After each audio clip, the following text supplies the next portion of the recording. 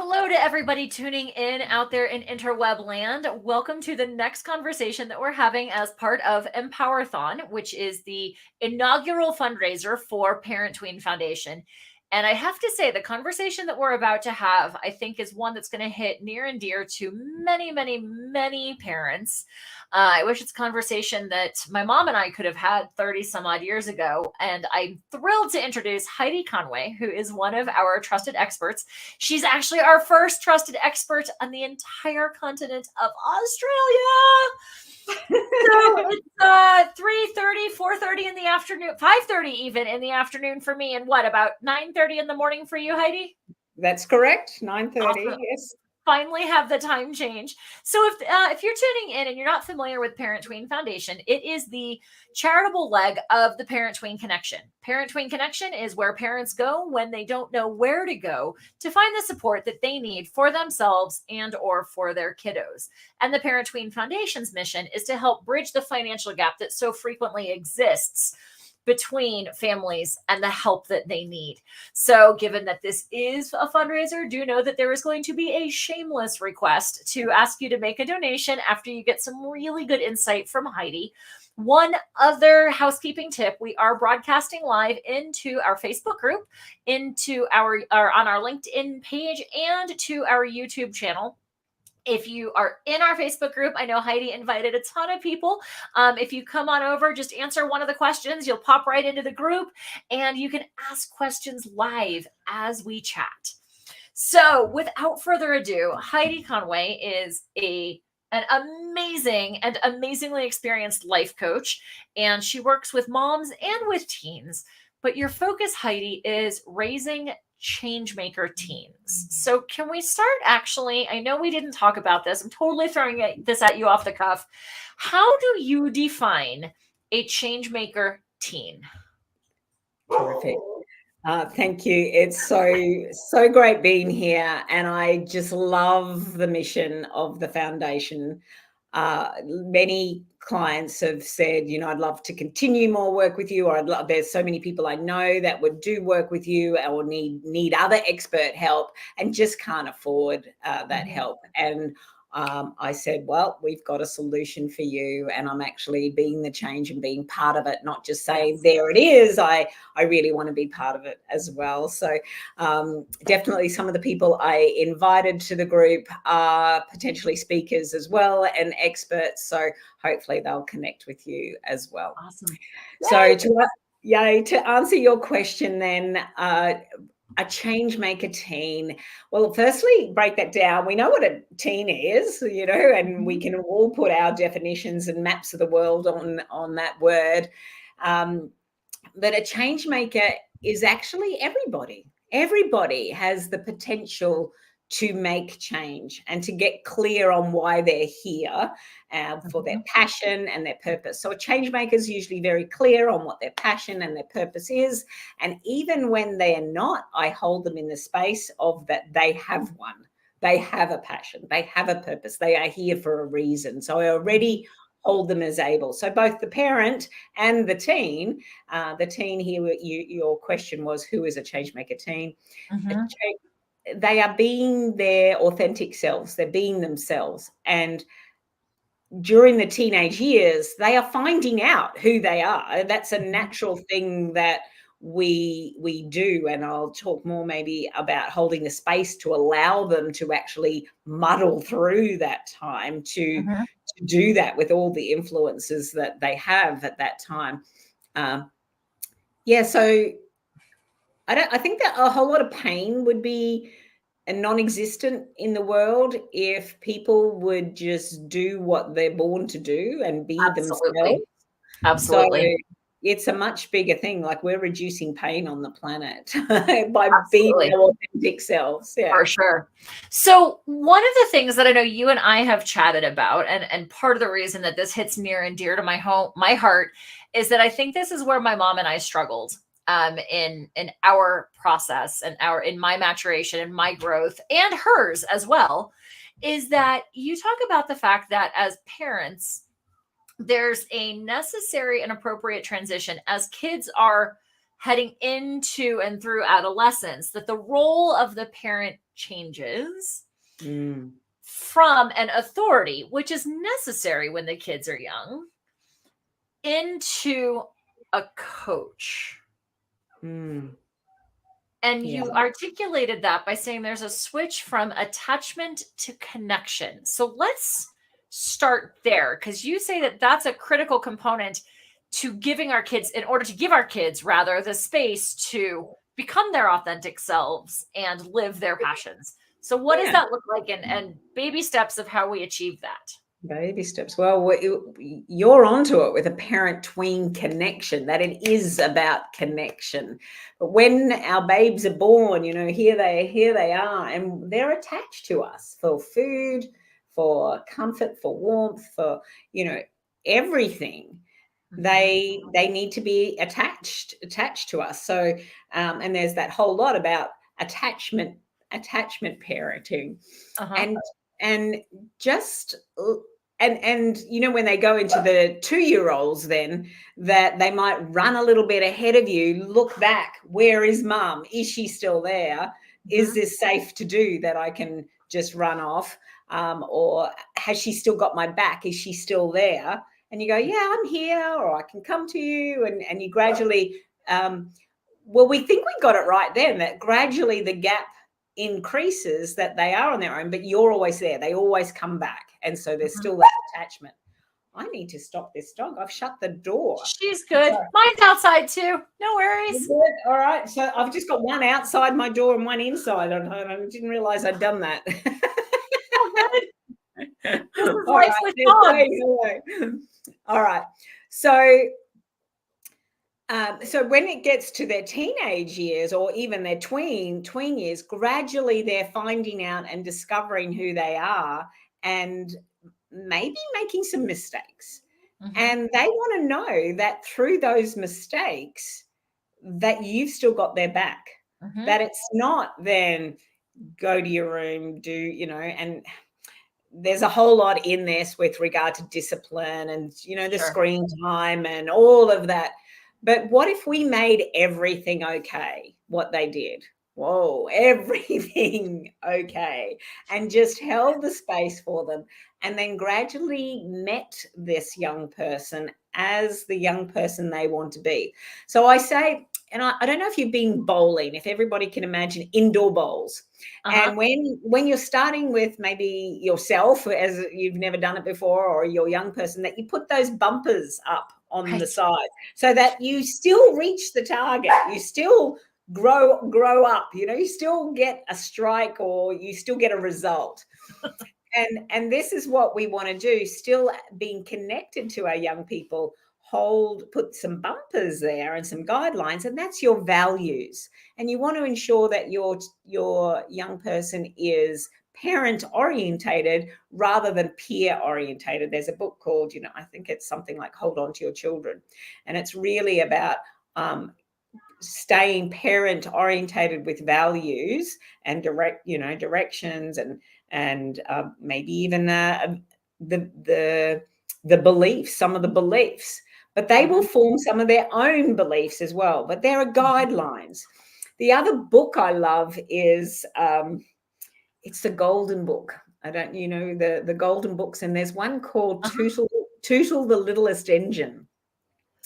And it's about the train learning to be the best train it can be, but it's told to always stay on the rails.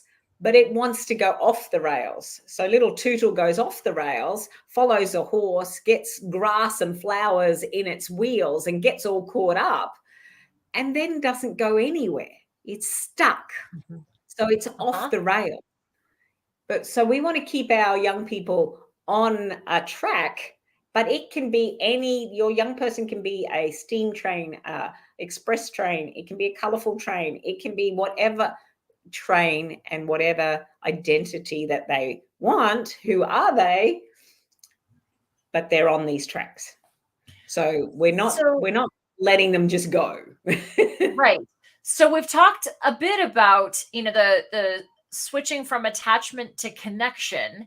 How do those the bumpers that you talked about, which some of us who maybe aren't even still beginner bowlers, we still like the bumpers sometimes, right? Get Um, results. so what does that look like in practicality for a parent, when they're going, okay, my role is changing from focusing on attachment. And I like that you talked about that physical attachment, because one of the things I hear a lot of moms talk about is that they feel like they get kicked in the gut. Actually, Jen Lebo, another one of our trusted experts, talks about how, like, when your kids are learning to swim, when they're little, they're constantly hanging onto the side. And that's akin to this physical attachment that you're talking to, right?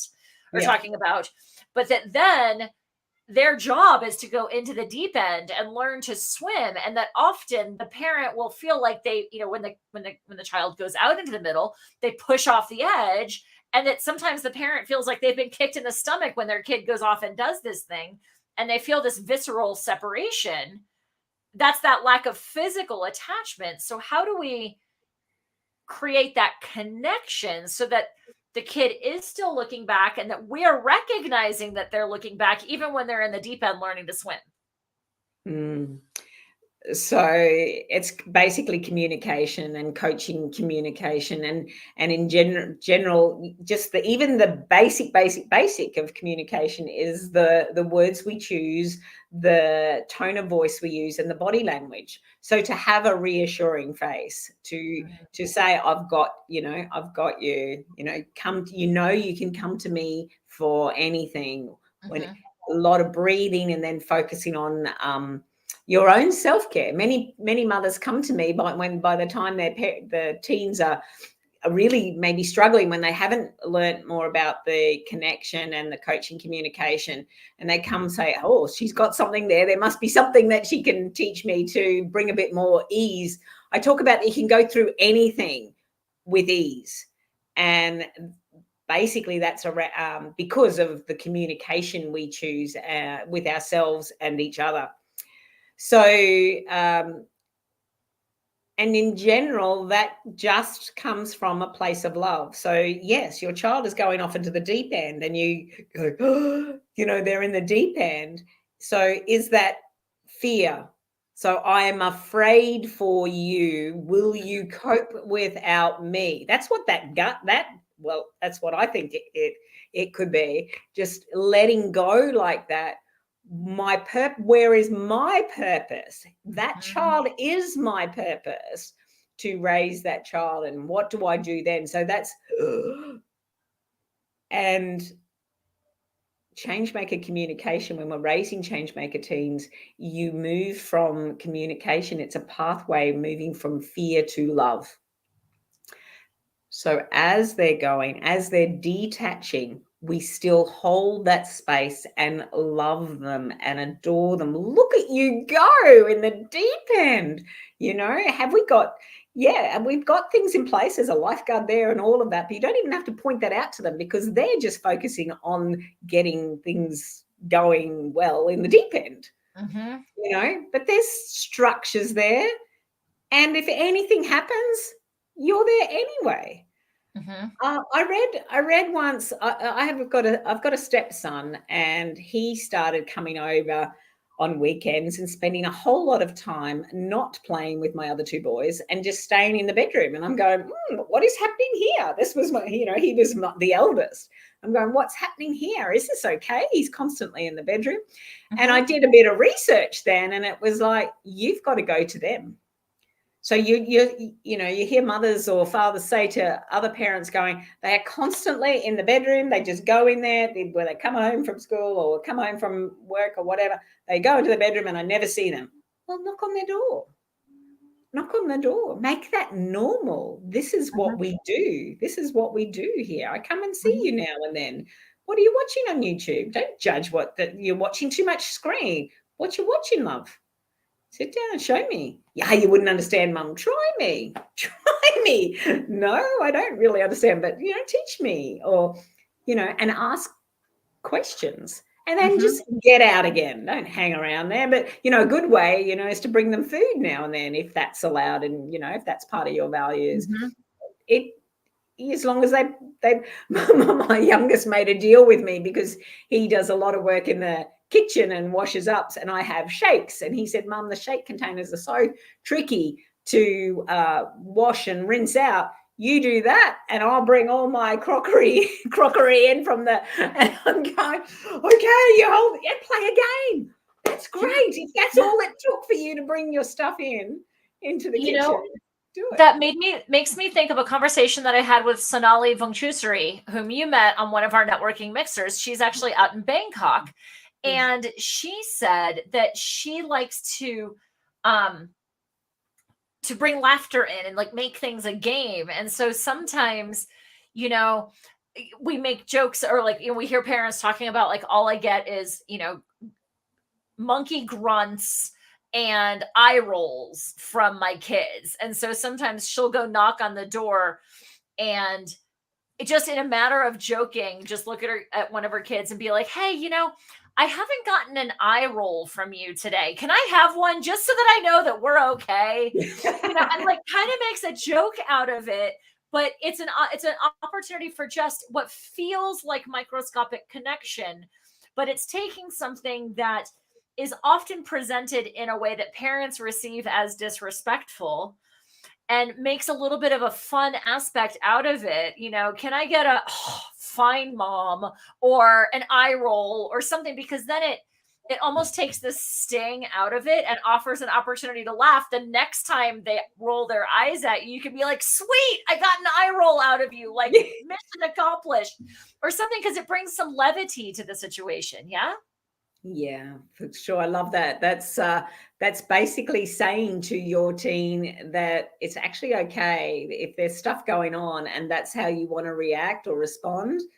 That's okay. That's okay. If that's an innate, just the thing that when you're working out your own body and your own new body language and communication, what's appropriate, that's not okay maybe in a workplace, but let's just say that that's okay. What I think will happen when you start making light of it like that is that they probably won't do it much anymore when they're you're together, that they'll think of different ways because mum's pointing that out, even though it's because you've broken the pattern. I actually haven't got a lot of eye rolls and mums from my kids because I make everything okay what they're doing anyway. It's not that they don't challenge things. They go, oh, I don't know about that, but we definitely have conversations. The other thing for that connection, and that does go sometimes when you say my child's always in their bedroom or whatever, I'm teaching a group of teens at the moment to get them job ready or future study ready. And I just had a feeling the other day with certain things that they were saying and where their confidence was. I'm going, just curious, when's the last time you all had a meal around the table with your family? And none of them, there was 8 of them, none of them had meals around the table anymore. Wow. So they all came to the kitchen, made their own meal. Some of them were beside their siblings making their own, and then they would take it to the room. And, the parents might be watching TV or working or whatever. And, there was none of that. And I said, what about celebrations? And one guy said, no, we just have a big barbecue. So everybody's just out the back and we have a barbecue, but there's none of this around the table. A friend of my son's once told me that, he doesn't actually have a dinner table. They don't have a dinner table. They just sit in front of TV or on, maybe on the kitchen bench, up there. But even that. So the table is so great for the process, to help the process of detachment and connecting in a different way. We value what you say. We value what you think. What do you think about this? What's your best thing today? To ask your children. What's your best thing today? You can, they hate it when I ask that question sometimes though, because when it gets to me, they all answer, and it gets to me, they go, one thing, mum, one best thing. Because I'm going, this was great, this was great, this was great. A bit of a Pollyanna, I guess, but. Well, But it's interesting that you mentioned that, because one of the other speakers that we had early on as part of Empowerthon was Lindsay McCarthy. She's one of the co-authors of Miracle Morning for, I think it's children and families. And we talked about Yes. family meetings. And Yes. one of the things that she said is that sometimes those can happen around the dinner table. Sometimes they'll happen, if they have a, weekly drive to grandma's house for dinner or something like that. Sometimes it'll happen in the car, or sometimes they need to flex it. Maybe it's not every week, but maybe it's every 2 weeks as kids age up and more extracurricular activities start coming in. But I love to hear it from you that, like, having that together time helps to ease that transition from the attachment to the connection, because it's still like, this is the emotional attachment that we still maintain with, or the connection that we maintain with each other. Yeah. Tell me more. I know as we were kind of prepping for this, you said an attitude of, my kid can't do anything wrong. I can only imagine the responses that some parents might have of, like, Heidi, you are on some really good mind altering substance right now. My kids do everything wrong. What the heck do you mean my kid can't do anything wrong? This is going to be kind of a big mindset shift. I know it has to do with those bumpers, but, like, let's take an extreme situation and help parents reframe this, shall we? Okay, give me an extreme situation. Yeah. I don't know, a kid's out having unprotected sex. I can't imagine a parent that I know going, yeah, that's fine. Or they're getting into drugs or something like that, right? Like, how do we reframe this and provide bumpers and not, like, lose our ever loving minds? Okay, so looking at prevention of a lot of those things anyway, Sure. prevention being Okay. so that we don't even get to that stage. But if it happens, they're still finding out who they are, and maybe they are a boyfriend or a girlfriend. Who am I when I enter that role? Because especially I did home educate my boys from ages 8 and 11. My stepson still continued to go to school, and many of my clients are in the school community. I hear what you're saying, though. I'm on a Facebook group where they're saying that raising teens or teenage boys or whatever is a bit challenging, and there's so many stories, and I'm going, oh my gosh. And then they come in and punish, and not under my roof, and they've got to stay here, can only invite the girlfriend or boyfriend here, and all of that. So definitely preparation. But when I say they can't do anything wrong, you actually can't help them when there's discord in between you, when you're judging them, when they feel judged, when they feel like I was actually in front of a mother and teen boy, and the mother actually said, "You're disgusting." And I'm going, ouch, ouch, Yeah. So that's not what we do. And I just ask them, like, I just want to speak to either the teen, because I coach mums and teens, as you said. I just want to speak to you or your mum. Just one of you. Can you just go for a walk for a moment?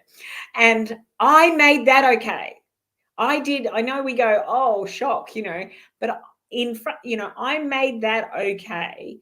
And when the mum left, I said, sometimes we mums, I put myself there, sometimes we mums say stuff. And it's usually because we're desperate, we want change, and we've maybe tried it all the nice ways, that we can think of. So, she's just afraid, that's all. And then I just left it at that, because that kid doesn't really care about what's going on for the mum. He just wants to know what's going on for him. And mum just said that or whatever.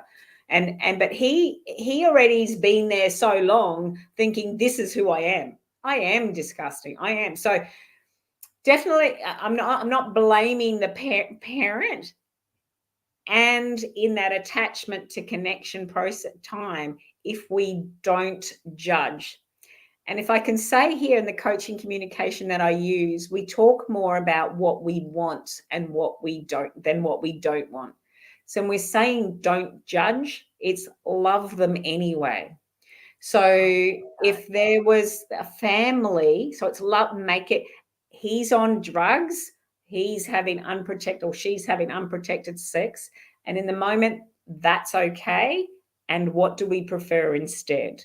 What does the young person prefer instead? You can't get in when there's a whole, I mean, just think of a pipe in the communication, when there's a whole lot of dirt and judgment and, mum's not listening to me or whatever, dad's not listening to me, you can't get through. They can't hear you. They can't feel, whether their love language is acts of service, whether they need to feel loved, whatever. They want to know, no matter what I do, I will be loved. And from that space, they can actually be empowered to go, this isn't actually okay for me. You've got more. So there's a lot of trust. So when your kids enter teenage years, tween years, trust like you've never trusted before.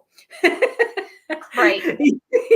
Well, and I like the way that you put, like, love them anyway, love them through it, because so many times, I know as a child or as a teenager myself, I definitely had experiences where I felt like, oh man, if I did this, or if my mom finds out, like, she's going to kill me, right? Like, we use that colloquially, but there are definitely times where at the root of it, we feel like, if my parents knew this about me, and frankly, we do this in society, if other people really knew who I was, they wouldn't like me. And I mean, so many things come out of that, right? Whereas, like, if we can be like, look, okay, you behaved in a way that I don't agree with, or I wish you hadn't, or whatever, but I still love you and I'm going to help you through this. I think a lot more kids would feel like their parents were safe places. Yeah. And that's where the power is to change. There's a need for psychologists and counselors, and, there's depression, and what if they could go home and trust those parents? But they didn't know. We didn't know growing up, like we didn't. And we are doing it differently. I was hit. My sister was hit. Is that okay? We joked. My husband and I think they were still, I don't know, 5 and 3, maybe. I don't know what they were doing, but mucking around at the table where we would have been shouted at least to sit still and whatever at the table. And my husband and I looked at each other and we just went, you are being hit right now. You're being hit right now. You're being hit right, because we felt that energy come up, that if that was us, when the way we grew up, we would be hit. We would be hit. And we're not going to do that, because there's other ways that we can communicate to our boys and not allow that. Is that serving our family values, or is it not? Right. And we can use language, we can just use a game, lighthearted, something to diffuse that situation. Right. So in that, sorry, I wanted to go ahead.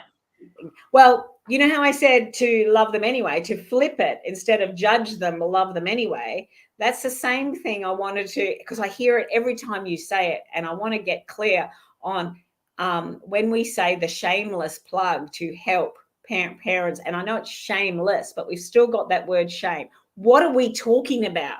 Let's get clear on our language. What are we doing? We want to help love on more families. Yes. So with love, we're asking you, if you got something from this or anybody else, it's not about, because shame and guilt. And when we think about shameless, we have to think about shame. When we think about, don't forget your shopping bags, you have to think about the word forget. If more people said, remember your shopping bags when you go into shopping, you'd remember them, So please, I implore you to be brave, and it might be habit now. And a lot of things we do as parents is habit. And we just need to pause and go, what do we actually mean here? Let's say to our kids, let's say to them what we mean.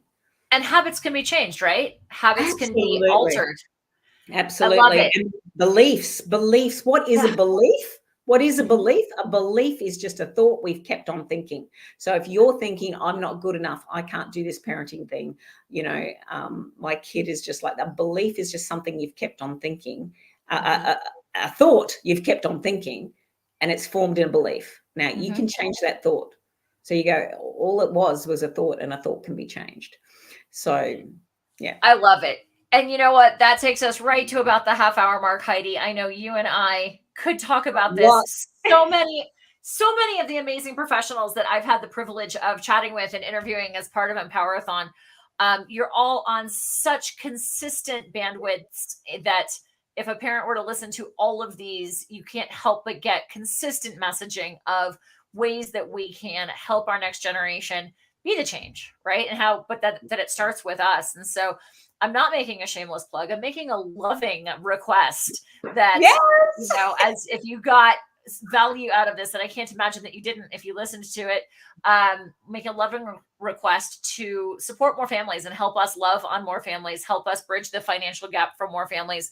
We just got our nonprofit status about 6 months ago. So we're still in the fledgling stages of getting things up and running to love on more families. And so I'm going to say, if you as knowing that you got something, lovingly share what you can. If it's $5, great. If it's $500, great. Whatever the case may be. But thank you to everybody. If you want more information about Heidi, by the way, the link to donate through Heidi's link or through for Heidi is right in the description everywhere that you can find us, whether you're on Facebook, LinkedIn, or YouTube. The links are going to stay open forever. We do have a little friendly contest among our speakers that whoever our fundraisingist speaker is, we will donate 20% of the proceeds through their link to a family or teen-focused organization of their choice. And Heidi, you had nominated Child Haven International, I believe. Is that the case? Really? No, that was our last speaker. I take it back. That was Judith Pinto. I apologize. You mentioned Tivoli Social Enterprises. Can you give them a shout out? Who are they? What do they do?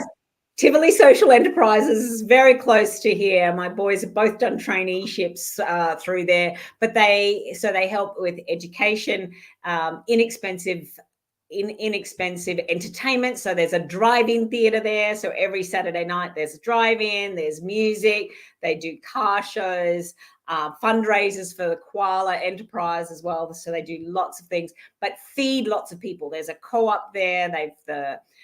One of the traineeships is hospitality. So the kids, cook more food and we get it delivered to people. So it's food, it's education. There's another traineeship that is on carpentry. So they're renovating a house for domestic violence families as well. So they do awesome. Everything there that really support families in need. So love it. Awesome. Great. Well, I'm going to say anybody tuning in that, if you can help Heidi become our fundraisingist participant of Empowerathon before the 18th of June, that is Father's Day here in the U.S. So Empowerathon has been running from Mother's Day through Father's Day on the U.S. calendar. But again, the link is going to stay open, as far as I'm concerned, forever. So even if you're hearing this 5 years from now, today's June, whatever it is, 15th, 2023. If you're tuning in 5 years from now and you want to say thank you and love on more families, that link will still be active. So Heidi, thank you. I'm thrilled to have you in my sphere. I'm thrilled to have you as a trusted expert. And I love, love, love the work that you're doing with teens and families. So thank you. Thank you. You're very welcome. Bye-bye. All right, everybody, over and out. See you next time.